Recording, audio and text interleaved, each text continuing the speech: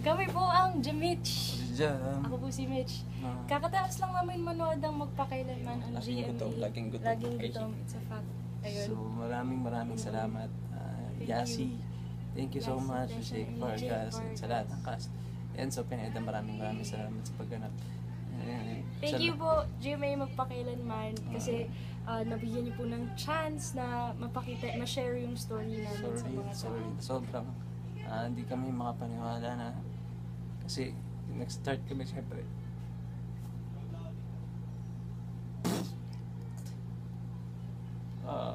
ordinaryo na parang wala na ba?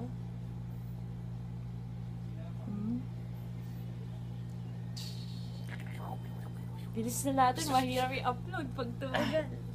So, salamat sa lahat ng nanonood, salamat sa lahat ng nagpatren, salamat sa lahat ng suporta. Dami namin gusto gawin. So,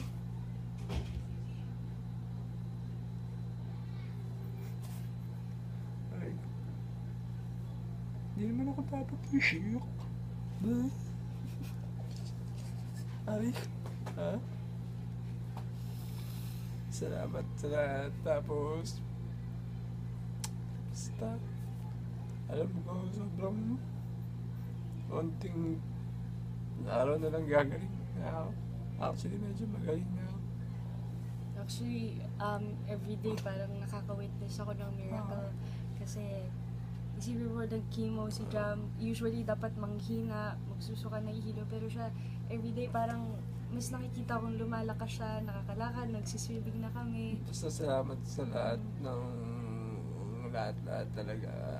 Sobrang maniwala ako kay Lord kasi sobrang parang sorry hindi naman dapat ganito lalabas yung video. Papasalamat. Tatouch na talaga ako. Hindi ako makapaniwala. Hindi ako makapaniwala na yung buhay namin. No?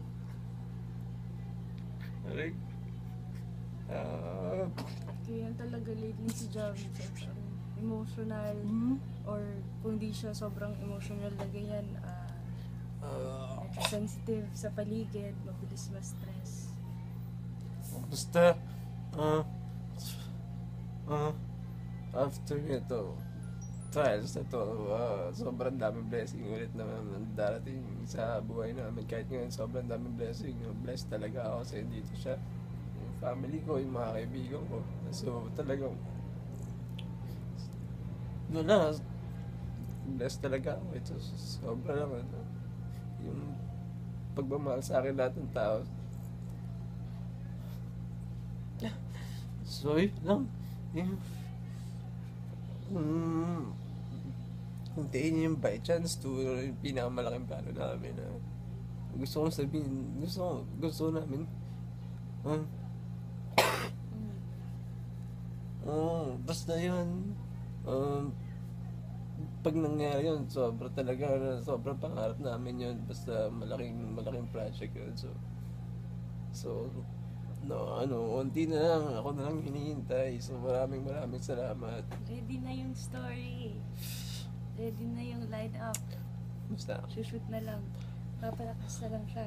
Actually, plan nga namin mag-shoot ng another short film. Kung kaya na ni Jam. Before by chance to. May isa pa kaming story na naka-pending. So, ayun. So, thank you. And God is unbelievable. God is great. God is amazing. And our God is bigger than our fears. So we don't have to worry. Yung God na pinapaniwalaan ko ngayon, macho. yun din yung God na nagmamahal sa inyo. So, sa bawat isa sa inyo. So, lahat tayo kailangan talaga. Receive natin yung love niya kasi wala tayong sobrang makasalanan tayo pero sobrang mahal tayo ni Lord.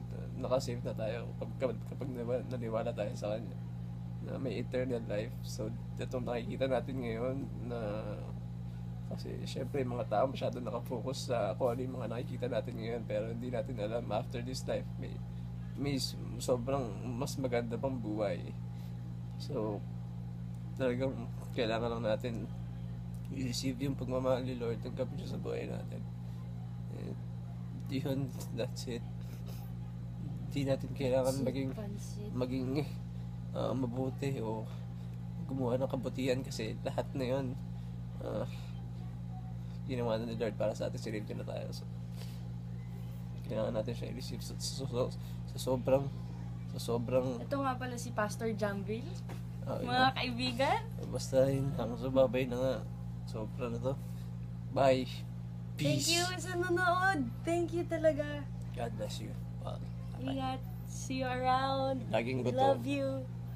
Kain Bye. tayo. Game. Let's eat.